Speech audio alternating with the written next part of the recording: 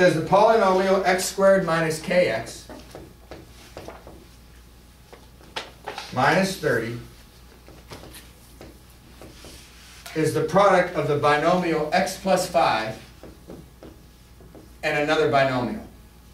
So there's a mathematical representation of the words of problem number 52. And they want to know what the value of k is. So you're basically doing backwards FOIL. Everybody knows FOIL. Heck, you learned FOIL maybe in 7th grade. Who knows? 6th grade maybe. Pre-algebra. So you have to figure out what would you put right there in order to get x squared. What would be in the first position right here? And yeah, it would have to be, right? Otherwise, how are you going to get x squared? So you put x there. And then you look at the last term, and how are you going to get minus 30 if you have 5 right there? Minus 6. You'd have to put minus 6 there, exactly. And so this would be minus 30. Okay, then you have to do the rest of it. The outside terms would be minus 6x. The inside terms would be plus 5x, the product of them, that is.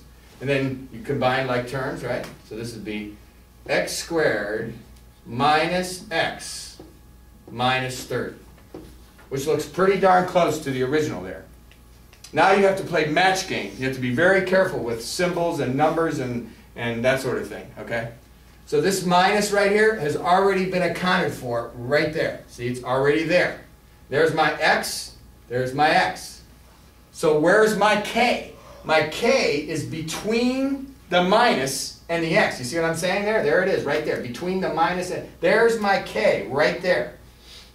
Well then, if this is what you get, right, then that k, you're supposed to know that the coefficient of a variable, if it's not otherwise stated, is 1, positive 1. So k is 1. K is 1.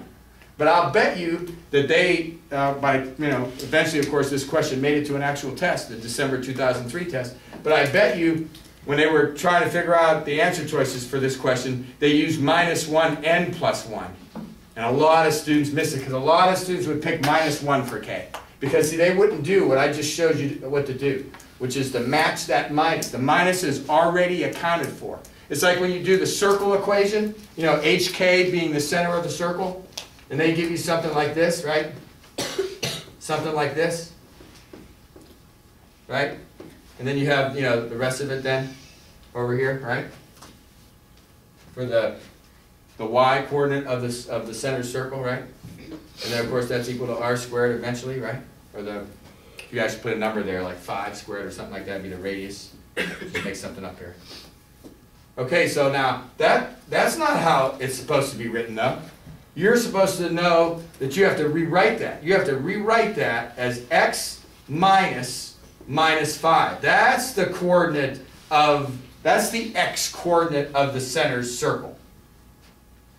Right, the center of the circle.